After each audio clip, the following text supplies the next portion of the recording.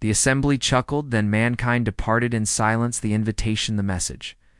Arrived on a Tuesday morning when Earth's communication arrays picked up something impossible.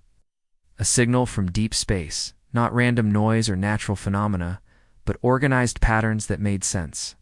The translation took 3 days, and when it finished, everything changed. Ambassador Hian Wu stood in the briefing room of the United Earth Council, reading the decoded message for the 5th time. His hands shook slightly as he held the paper. After 200 years of sending signals into the void and receiving only silence, someone had finally answered.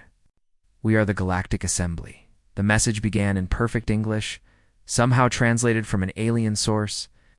"We have observed your species for some time. You have reached sufficient technological development to receive this invitation.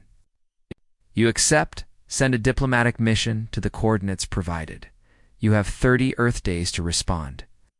The coordinates pointed to a location 12 light-years away, near a star system humanity had never explored. The message included detailed instructions for faster-than-light travel, something humans had been working on for decades without success. The aliens were giving them the key to the stars. Dr. So-young, Earth's leading physicist, examined the translation data with wonder in her eyes. She had spent her entire career studying theoretical physics, dreaming of the day humanity might meet other intelligent life. Now that day had come, and they were being invited to join something called the Galactic Assembly. "The math checks out," she told the council. "Their FTL calculations are beyond our current understanding, but they work. We could build a ship using their specifications within 2 weeks." General Dong Min, the military representative, was less excited. He had read too many reports about first contact scenarios, and most of them ended badly for the newcomers. "Why now?" he asked. "If they've been watching us for years, why invite us today?" The cultural attached Jinnah had been studying the message's linguistic patterns. "There's something formal about this invitation," she said. "Like they're following a protocol. This isn't their first time inviting a new species." The debate went on for hours. Some council members wanted to ignore the message, afraid of what they might find. Others pushed for immediate acceptance, excited by the possibilities. In the end, they decided to accept the invitation and send a small diplomatic team. Hian Wu would lead the mission as Earth's primary ambassador. He had negotiated treaties between Earth's nations for 20 years and understood how to represent humanity's interests. So-young would come as their science advisor, ready to share human knowledge and learn from alien technology. Dongmin would handle security concerns, and Jinnah would study alien cultures and help avoid misunderstandings. The ship they built was small but fast. Designed using the alien specifications, they called it the New Horizon, hoping it would mark the beginning of a new era for humanity.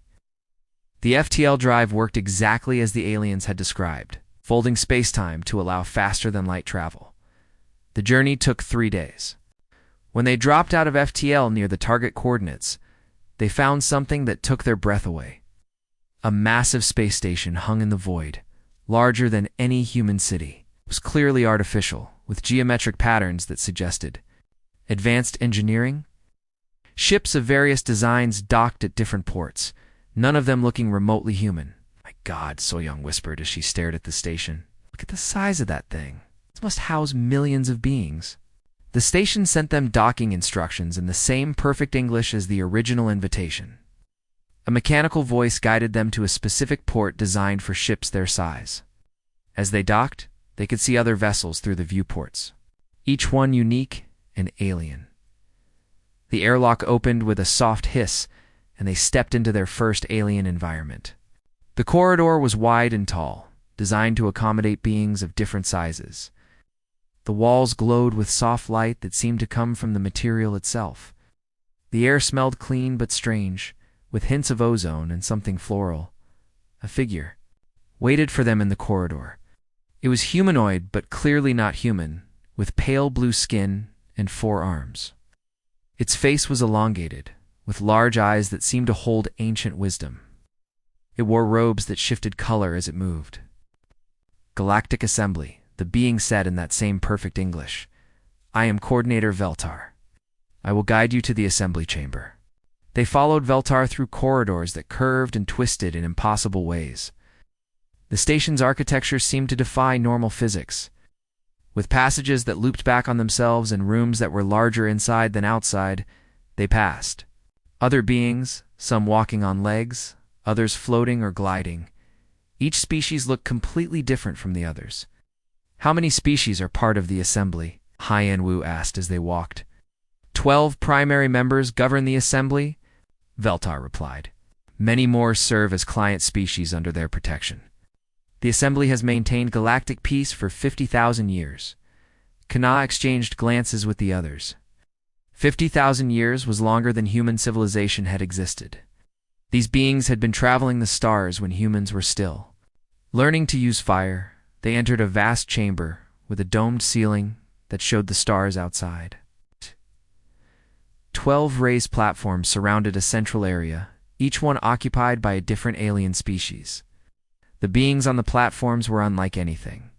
In human imagination, some looked like living crystals, others like flowing gas held in containment fields. One resembled a massive tree with glowing fruits. Another looked like a collection of floating spheres. The assembly recognizes the delegation from Earth, announced a voice that seemed to come from everywhere at once. You may approach the speaking circle. Hyan-Wu led his team to the center of the chamber, feeling the weight of alien gazes upon them. This was the moment humanity had dreamed of for centuries. First contact with a galactic civilization, an invitation to join the greater community of intelligent life. As they stood in the speaking circle, surrounded by beings older than human history, Hyan-Wu felt both humbled and excited. Humanity was about to take its place among the stars. Guided by species that had mastered interstellar travel millennia ago, he had no way of knowing that this moment would change everything, that within days, humanity would face a choice that would define their future among the stars forever. The assembly chuckled, then mankind departed and silenced the proposal. The morning of the presentation arrived with artificial dawn lighting in their guest quarters. Hyan-Wu had barely slept, reviewing his speech one final time. The weight of representing all humanity pressed down on his shoulders like a physical burden. Everything they had worked for as a species led to this moment. So-Young stood by the window, looking out at the stars through the station's transparent walls. She held a small device containing humanity's greatest achievements, ready to share them with beings who had mastered space travel for millennia. Her hands were steady, but her heart raced with excitement. Are you ready? Hyan-Wu asked his team as they prepared to leave their quarters. Jin Dashaw nodded, carrying her cultural analysis reports. I've studied their communication patterns from yesterday. They value directness, but also respect for tradition. We need to show them we understand our place while demonstrating our potential. Dongmin adjusted his formal uniform, the only military decoration he wore being Earth's peace symbol. Remember, we're not here to threaten anyone. We're here to offer partnership. They made their way through the station's winding corridors, past alien beings going about their daily business. The diversity was overwhelming. Some species communicated through color changes in their skin, others through musical tones. A few seemed to exist partially in dimensions humans couldn't fully perceive. Coordinator.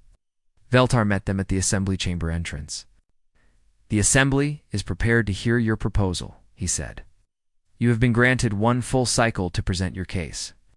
This is considered generous for a new species. The chamber had been reconfigured since their arrival. The 12 platforms now faced the central speaking area more directly, and additional seating had been arranged for observers from various client species. Hundreds of alien beings filled the chamber, all curious about what humanity might offer. Hyan-Wu walked to the center of the speaking circle, his team arranged behind him.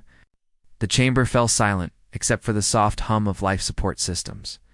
He could feel the attention of ancient minds focused on him, beings who had seen the rise and fall of countless civilizations. Honored members of the Galactic Assembly. He began, his voice carrying clearly through the chamber's acoustics. I am Ambassador Hyan-Wu, speaking for the people of Earth. We come before you today not as supplicants, but as potential partners in building a better galaxy. A ripple of interest passed through the assembly. The crystalline being on the central platform, whom he now knew was Chancellor Nexery of the Nexery species, leaned forward slightly. Its faceted form caught the chamber's light, sending rainbow patterns across the walls. "We have observed your species for some time, Chancellor," Nexery said, its voice like wind chimes in a gentle breeze. "You are young, energetic, and curious. What do you believe you can offer the Assembly that we do not already possess?" Hianwu smiled, gesturing to Saoyang. "We offer something that perhaps has been forgotten in 50,000 years of stability. We offer hope for something better." Saoyang stepped forward, activating a holographic display that showed Earth from space.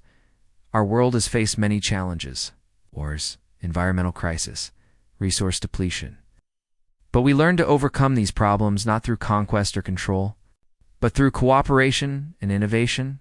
Holograms shifted to show cities powered by clean fusion reactors, forests restored through advanced terraforming, and orbital stations where former enemies worked together on scientific projects. The assembled beings watched with what seemed like mild interest. "We have developed technologies that we believe could benefit the entire galaxy," Saoyang continued. "Clean fusion power that can operate safely for centuries. Medical nanobots that can repair cellular damage and extend healthy lifespans. Terraforming techniques that can restore damaged worlds to their natural state." A gaseous being that floated in a containment field spoke next. This was Prime Vorthok of the Vorthok species, its voice a whisper that somehow filled the chamber. "These technologies exist in various forms throughout the galaxy. What makes your versions unique?" Saoyang had prepared for this question. "Our fusion reactors produce no waste and can be built using common materials found on most worlds. Our medical nanobots work with organic chemistry instead of replacing it. Our terraforming doesn't impose artificial ecosystems but restores natural ones." She activated another display showing detailed technical specifications. Several Assembly members leaned forward, their interest clearly piqued. The technology was more advanced than they had expected from such a young species. Hianwu took over the presentation. "But technology is only part of our proposal. We believe the galaxy needs a new approach to peace and prosperity. For too long, civilizations have been divided into rulers and subjects, protectors and protected. We propose something different." The hologram now showed a galaxy-wide network of worlds, each contributing its unique strengths to the whole. "We envision a true partnership between species, not a hierarchy where some rule over others, but a community where each civilization contributes what it does best." Jinna stepped forward with her cultural analysis. "We have studied the current galactic structure. While it has maintained peace, it has also created stagnation. New ideas are rare, innovation is discouraged, and young species are kept in subordinate roles. We propose changing this." The chamber stirred with murmurs of surprise. No new species had ever criticized the Assembly's methods so directly. Chancellor Nexeris' crystalline form shifted colors, possibly indicating emotional changes. "You suggest our methods are flawed?" Prime Vorthak asked, its gaseous form swirling more rapidly. "We suggest they could be improved," Hianwu replied, diplomatically. "The universe is vast and full of wonders we haven't discovered yet. By working together as equals, we could explore farther, discover more, and achieve things no single species could accomplish alone." He gestured to the hologram, which now showed joint exploration missions, shared research facilities, and collaborative colonies on distant worlds. "We offer not just our technology, but our perspective. We offer the energy and optimism of a species that still believes anything is possible." The presentation continued for another hour, with detailed explanations of human achievements and proposals for galactic cooperation. Saoyang demonstrated their medical technology, showing how it could extend the healthy lifespans of all species. Dongmin explained their defensive capabilities, emphasizing their commitment to protecting rather than conquering. Na concluded with a cultural proposal. "We suggest creating exchange programs where young beings from different species can learn from each other. This would prevent the isolation that leads to misunderstanding and conflict." As the presentation ended, the assembly members conferred among themselves in languages that sounded like music, static, and mathematics. The human delegation stood in the center of the chamber, waiting for a response. Chancellor Nexar finally spoke.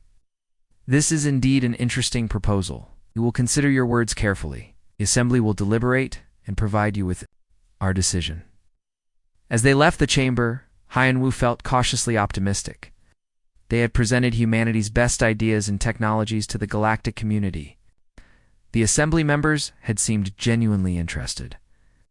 Asking detailed questions and taking careful notes, he had no way of knowing that in the private chambers of the assembly, his proposal was about to be met with something far worse than rejection. It was about to be met with laughter. The assembly chuckled, then mankind departed in silence. The mockery, the assembly chamber had been reconfigured once again when the human delegation returned 3 days later. The 12 platforms now formed a perfect circle around the central speaking area, creating an atmosphere that felt more like a courtroom than a meeting hall. Additional lighting focused on the center, making it feel like a stage where performers would entertain an audience. Haiyan-Wu noticed the change immediately, but said nothing. He led his team to the center of the chamber, where 4 chairs had been placed for them. The seating arrangement felt different from their presentation day. Less formal, more casual, almost dismissive. Chancellor Nexri spoke first. "It's crystalline form catching the light as it moved.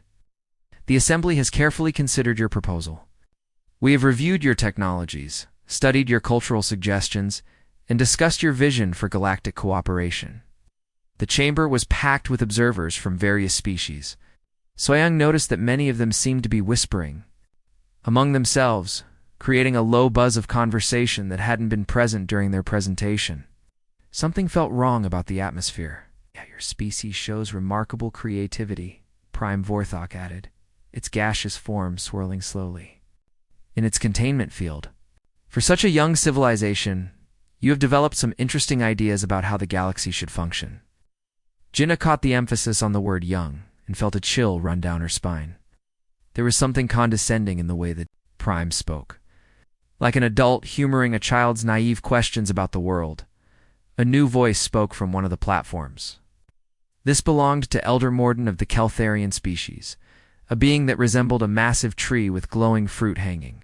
"From its branches, we have seen many species reach this stage of development. Enthusiasm is always ... charming." That word hung in the air like a poison cloud. Charming, not impressive, not valuable, not important, charming. The way one might describe a pet performing a simple trick. Haiyan-Wu felt his stomach begin to turn, but he maintained his diplomatic composure. "We are honored by your consideration of our proposal. We hope our ideas can contribute to the continued prosperity of the galaxy." What happened next changed everything. It started as a soft sound from Chancellor Nexar's platform, a musical tinkling that might have been beautiful in other circumstances. But in the context of the chamber, it was unmistakably laughter. The crystalline being was chuckling at them. The sound spread to Prime Vorthok, whose gaseous form began to bubble and pulse in what was clearly amusement. Then Elder Morden's glowing fruits began to pulse in rhythm, the Keltharian equivalent of laughter.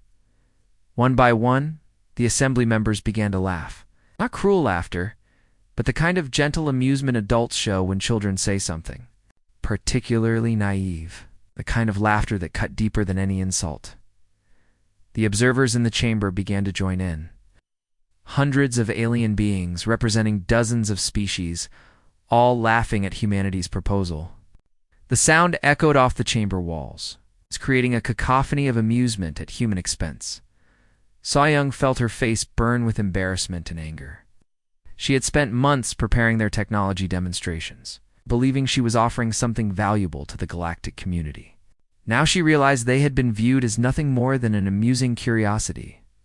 Dongman's military training kicked in, and he scanned the chamber for exits and potential threats. The laughter wasn't hostile, but it was humiliating in a way that made him want to fight back. His hand unconsciously moved toward his sidearm before he caught himself. The laughter continued for what felt like hours, but was probably only minutes. When it finally died down, Chancellor Nexari spoke again, its voice warm with what sounded like genuine affection. "Forgive us," the Chancellor said. We do not mean to be unkind. Your proposal is simply so, refreshingly innocent, reminds us of our own youth, when we believed such grand changes were possible. Prime VOR Thax form settled into a more stable pattern. You speak of partnership and equality as if these concepts have never been considered, as if 50,000 years of galactic peace happened by accident. Elder Mordun's fruits dimmed to a soft glow. Every young species goes through this phase. The belief that they can reshape the galaxy, that their fresh perspective will solve problems that have existed since before their star was born. This was Hivemind Zefdel of the Zephyrian Collective, a being that looked like a swarm of metallic insects arranged in a roughly humanoid shape. Your technologies are adequate for a primitive species. We have had fusion power for 30,000 years. Medical nanobots for 20,000. Terraforming for even longer. The words hit like physical blows. Everything humanity was proud of, everything they thought made them special, was being dismissed as ancient history. Technology they had struggled for centuries to develop was being called adequate for primitives. Hyenwu found his voice, though it came out strained. If our technologies are so common, why did you seem interested during our presentation? Chancellor Nexari's crystalline form shifted colors, possibly indicating embarrassment. We were curious to see how a young species would reinvent these old solutions. It is always fascinating to watch a civilization discover what we mastered millennia ago. The condescension was overwhelming. They weren't being treated as equals, or even as junior partners. They were being treated like children who had just discovered how to tie their shoes. Proud of an accomplishment that everyone else had mastered long ago, Prime Vorthok continued the explanation. The current galactic order exists for good reasons. The Assembly maintains peace because we have learned that hierarchies are necessary. Some species are naturally suited to leadership, others to following. This is not cruelty, but wisdom. Your species shows promise, Elder Morden added. With proper guidance, humans could become valuable contributors to galactic civilization. But this requires accepting your place in the natural order. The meaning was becoming clear. Humanity wasn't being invited to join the Assembly as equals. They were being offered the chance to become another client species. Subordinate to the 12 ruling civilizations, Jin-Ah spoke up, her voice tight with controlled anger. What happened to the species that didn't accept their place in this natural order? The chamber fell silent. The question hung in the air like a challenge. The Assembly members exchanged glances that seemed to carry hidden meaning. Chancellor, Nexari finally answered, young species sometimes make unfortunate choices. The galaxy can be a dangerous place for those who refuse protection. The threat was subtle, but unmistakable. Accept your place, or face the consequences. The Assembly's peace was maintained not through cooperation, but through intimidation. Hanwu felt something die inside him. The dream of galactic partnership, of humanity taking its place among the stars as equals, was crumbling before his eyes. They were being offered a choice between submission and destruction. As the implications sank in, he realized that humanity's greatest moment of hope was about to become its greatest moment of truth. The question was no longer whether they would join the galactic community, but whether they would accept slavery to do so. The Assembly waited for their answer, still chuckling softly among themselves at the naive humans who thought they could change 50,000 years of galactic tradition. The Assembly chuckled, then mankind departed in silence. The revelation: the human delegation was given private quarters to consider the Assembly's offer. The rooms were comfortable enough, with soft lighting and furniture that adjusted to human proportions, but the walls felt like prison bars. The air tasted of defeat. Hyenwu sat at the small table, staring at the formal documents the Assembly had provided. The terms were written in flowery, diplomatic language, but the meaning was clear. Humanity would become a client species under Nexori protection. They would provide resources and labor in exchange for security and guidance. Protection racket, Dongmin muttered, pacing near the window. That's all this is. Submit to us, or face the consequences. Saoyoung was examining the technical specifications they had been given. Look at this, she said, holding up a datapad. These are the technologies we'll be allowed to develop. nothing that could threaten the established order, nothing that could make us truly independent. Yuna had been quiet since leaving the assembly chamber. Now she looked up from her cultural analysis notes. "I need to check something," she said. "There's a pattern in how they spoke about other species. I want to access the station's historical records." "Is that wise?" Hyan-Wu asked. "We're guests here. Snooping around could make things worse." "Worse than slavery?" I replied. "I don't think that's possible." She had noticed something during their time on the station. Computer systems were incredibly advanced, but they weren't designed for security against curious humans. The aliens had been so confident in their superiority that they hadn't bothered to encrypt their communications or limit access to information. Jin-Ah activated her personal translator device, the same one she had used to learn alien languages during their stay. But instead of translating speech, she modified it to intercept and decode the electromagnetic communications flowing through the station's networks. The first signals she picked up were routine maintenance reports and scheduling information. But as she adjusted the frequency, she began to intercept more interesting communications. Messages between assembly members discussing the human delegation in private. "Listen to this," she said, playing back a translated conversation between Chancellor Nexri and Prime Vorthok. The voices were artificial, created by her translation system, but the words were clear. "The humans are more advanced than we initially calculated," Chancellor Nexer was saying. "Their fusion technology is actually superior to our current systems, and their medical nanobots could revolutionize life extension across the galaxy, which is exactly why they cannot be allowed to develop independently," Prime Vorthok replied. "If they continue advancing at this rate, they could challenge the established order within a few centuries." The human delegation listened in stunned silence. The assembly hadn't dismissed their technology because it was primitive. They had dismissed it because it was threatening. Nan continued scanning the communications. What she found next was even more disturbing. Messages discussing something called the Varden incident and the Kalos solution, species names that were mentioned in whispers, with references to necessary actions and regrettable but unavoidable outcomes. "I need to access the historical archives," she said, her fingers flying over the translator's controls. "If these communications are about what I think they are, the station's historical database was vast, containing records of galactic events spanning 50,000 years. But certain files were marked with restriction codes that meant nothing to the human-designed translator. Jinna's device treated them like any other data, began downloading everything. What she found made her blood run cold. The Varden had been a spacefaring species that emerged about 3,000 years ago. They had developed advanced energy, manipulation technology, and proposed sharing it freely with all species. The Assembly had invited them to join as client species, when the Varden refused, demanding equal representation. Their homeworld had been destroyed by what the records called a tragic stellar collapse. But the technical data told a different story. The Varden star had been destabilized by artificial means. The Assembly had weapons capable of destroying entire solar systems, and they had used them to eliminate a species that refused to submit. The Kalos had been even worse. They had developed a form of faster and light communication that could connect all species in the galaxy instantly. They had envisioned a truly democratic galactic government where every species had an equal voice. The Assembly had invited them for negotiations, then released a biological weapon that wiped out their entire civilization. The records listed it as an unfortunate plague of unknown origin. Yuna kept reading, her hands shaking as she uncovered case after case. The Theranan Empire, destroyed by internal conflicts after refusing client status. The Zephron Collective, assimilated by voluntary merger after their leadership mysteriously died.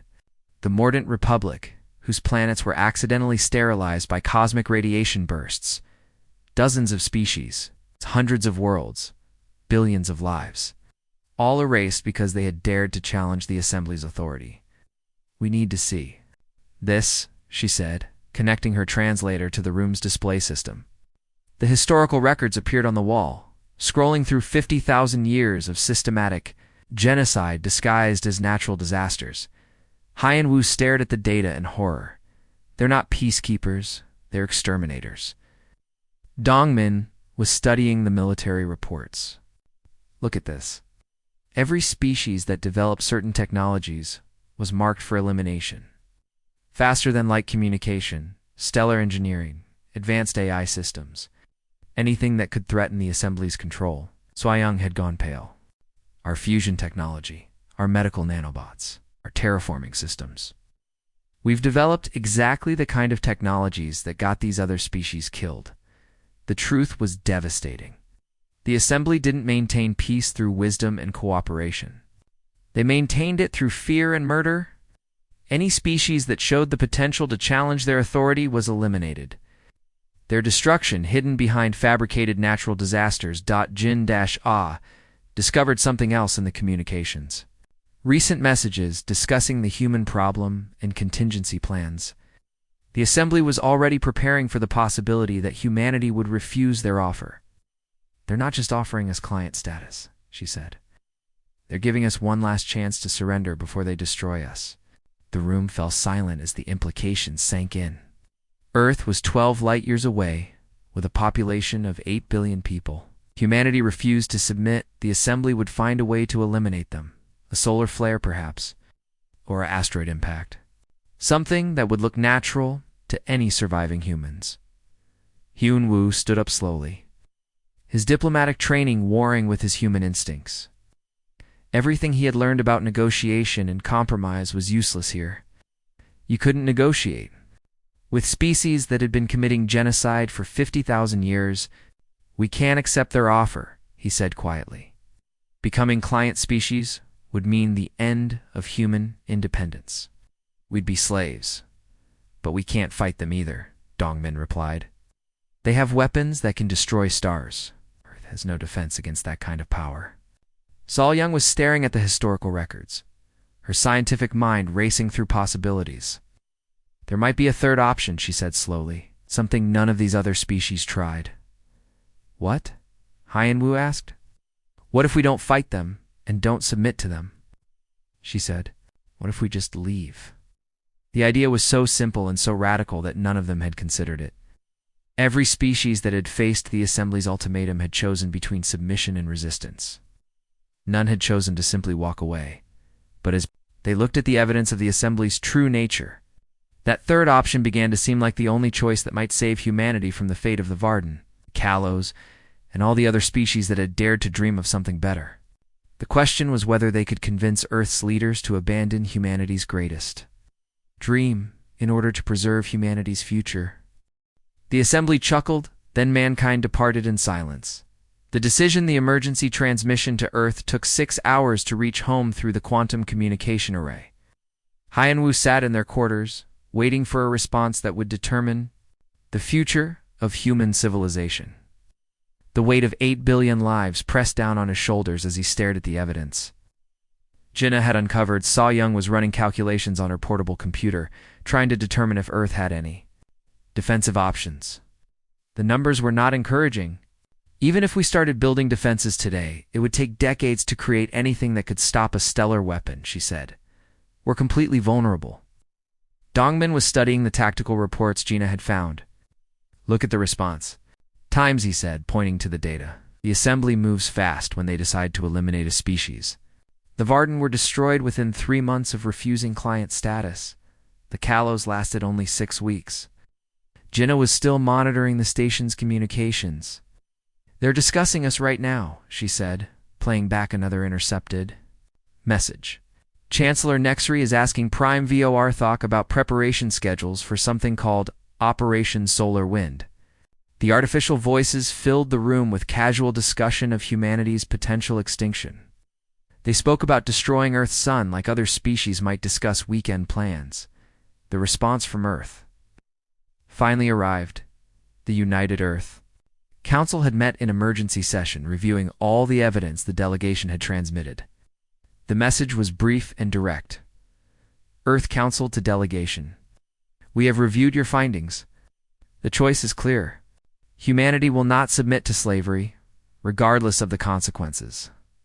Find a way to preserve our independence. Authority granted for any action necessary. Hyun-woo read the message 3 times, feeling a mix of pride and terror. Earth's leaders had made the same choice he would have made, but it meant they were now committed to defying the most powerful force in the galaxy.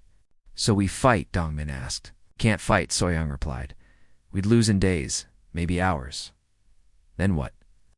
Dongmin pressed. Jin-Ah looked up from her translator device. "I found something while searching the Assembly's legal codes. An ancient protocol buried in their bureaucratic procedures.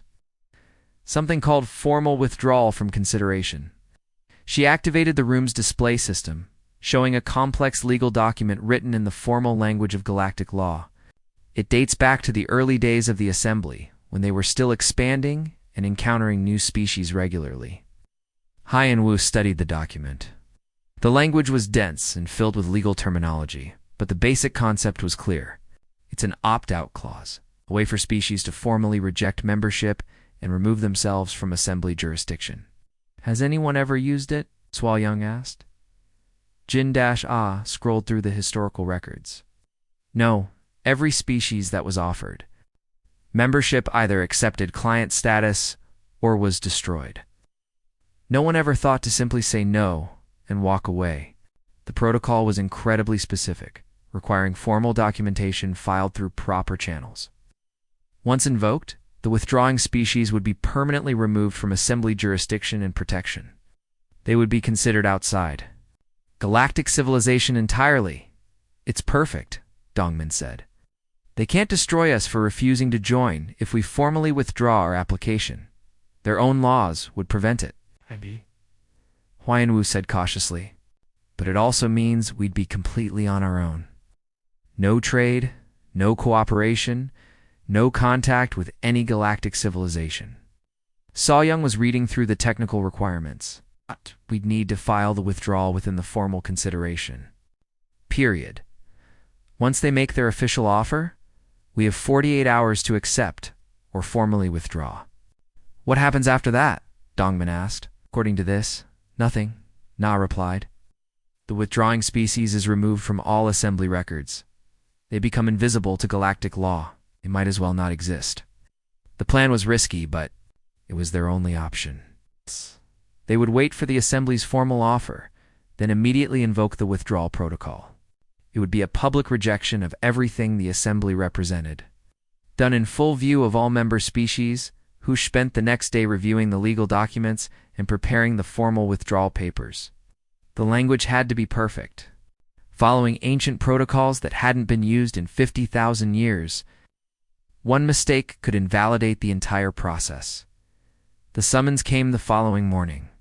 The Assembly was ready to make their formal offer to humanity. The delegation was requested to appear in the Assembly chamber for the official ceremony.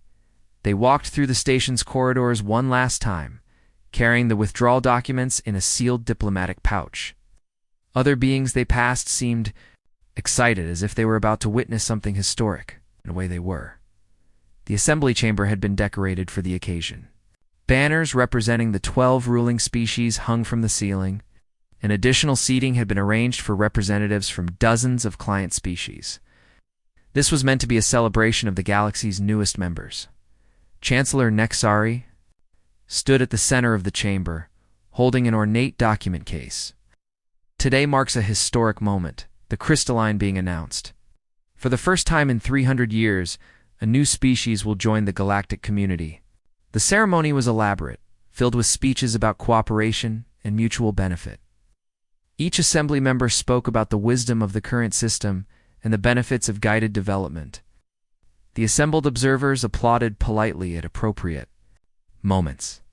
Finally, Chancellor Nexari opened the document case and withdrew the formal offer. To the human delegation, the Assembly offers protection, guidance, and membership in the galactic community. You will take your place among the stars under the wise leadership of your betters. The chamber fell silent, waiting for humanity's response. This was the moment every species that had stood in this chamber had faced, accept slavery or face extinction.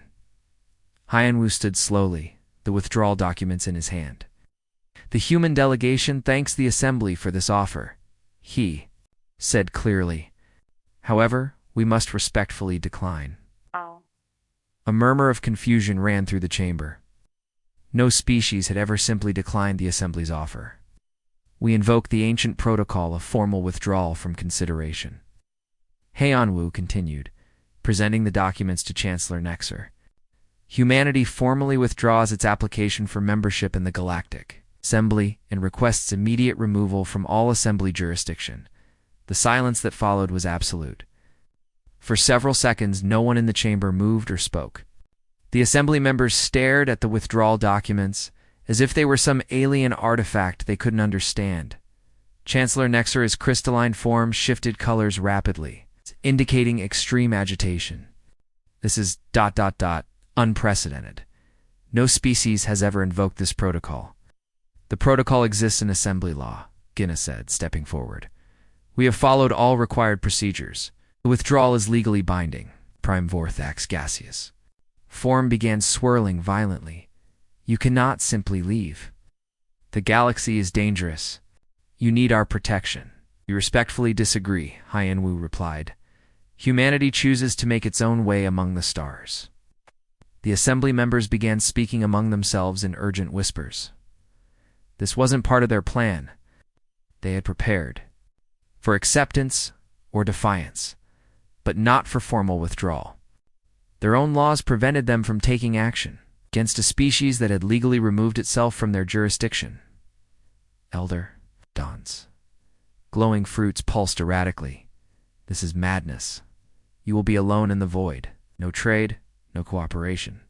No assistance if you face disaster. That is our choice to make. So Young said firmly.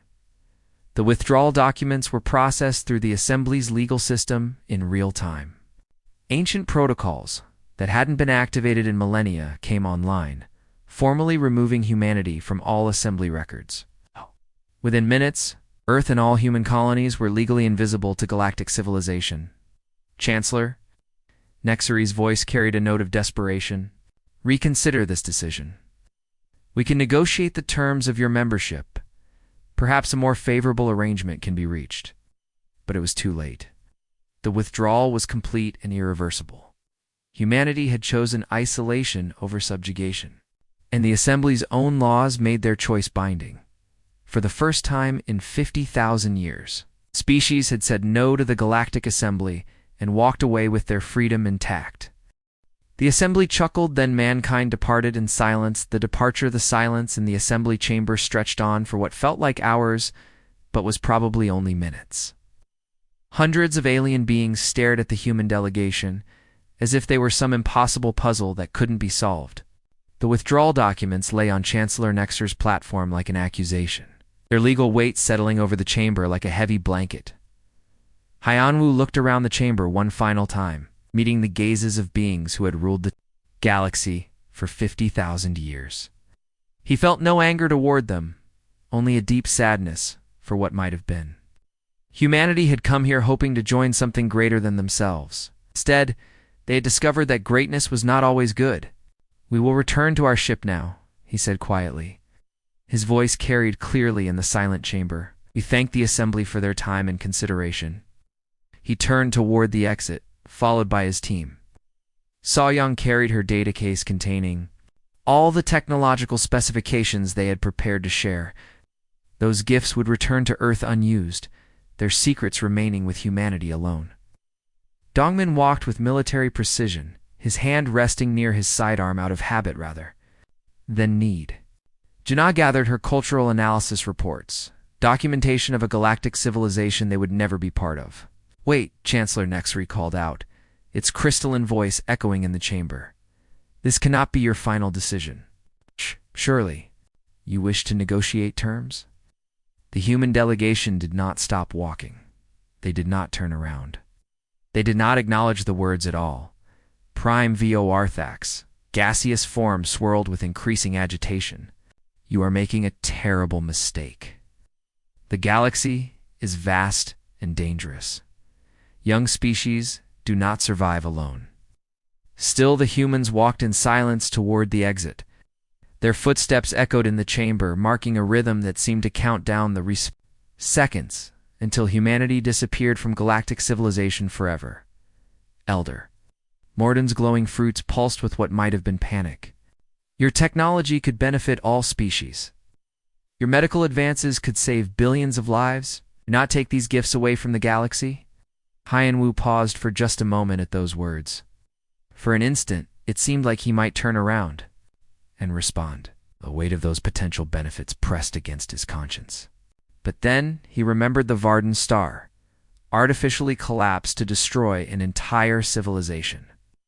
He remembered the Kalos Plague, released to eliminate a species that dreamed of true democracy. He continued walking. The chamber erupted in a chaos of voices as the assembly members realized the humans were actually leaving. Dozens of languages filled the air as beings who had never faced rejection struggled to process what was happening. The humans cannot survive without guidance, shouted Hivemind Zeftel, its metallic swarm buzzing with distress. They will destroy themselves within centuries. Perhaps we can modify the client species agreement, offered another assembly member. Grant them more autonomy in exchange for their cooperation. This is unprecedented, muttered a third voice. The legal protocols do not account for this situation. But the human delegation continued their silent march toward the exit. They had said everything that needed to be said. Words had failed to bridge the gap between species who saw cooperation as partnership and species who saw it as domination. Now only actions remained. Coordinator Veltar waited for them at the chamber entrance, its blue skin pale with what might have been shock. Surely this is not necessary, it said as they approached. Compromises can be reached. Accommodations can be made. The humans walked past the coordinator without a word. Their silence was more powerful than any speech they could have given. It carried the weight of a species that had made peace with isolation rather than accept subjugation. The journey through the station's corridors felt different now. The curved passages that had seemed wondrous during their arrival now felt like the bowels of some vast machine designed to process and digest civilizations. Other beings they passed stared at them with mixtures of confusion and fear, as if the humans were carrying some infectious disease called independence. Some of the aliens they passed tried to speak with them. A crystalline being similar to Chancellor Nexer approached Jinnah, offering to share artistic traditions between their species. She walked past without acknowledgement. A gaseous entity attempted to engage Sol Young in scientific discussion, praising her fusion reactor designs. She did not respond. A tree-like being offered Dongmin military cooperation agreements. He kept walking. The silence was not cruel or angry. It was simply final. Humanity had nothing more to say to a civilization built on the bones of free peoples. Word of their departure spread through the station faster than they could walk. By the time they reached the docking bay, crowds of aliens had gathered to watch them leave. Representatives from dozens of client species lined the corridors, many of them looking envious of the humans' ability to simply walk away. Their ship, the New Horizon, waited exactly where they had left it 3 days earlier. It looked small and primitive compared to the massive vessels docked around it, but it was theirs. Built with human hands using human knowledge, carrying the dreams and hopes of a species that had chosen freedom over security as they prepared for departure. Emergency messages began flooding the communication channels. Assembly members were offering new deals, better terms, unprecedented autonomy. Chancellor Nexer transmitted a personal message, promising technological exchanges and cultural cooperation on equal terms. Hyen-Woo deleted each message without reading it completely. Words had lost their meaning. The assembly had revealed their true nature during that moment of laughter, and no amount of negotiation could undo that revelation. The ship's engines powered up with a familiar hum. Human engineering at its finest, taking them home to a species that had chosen dignity over survival.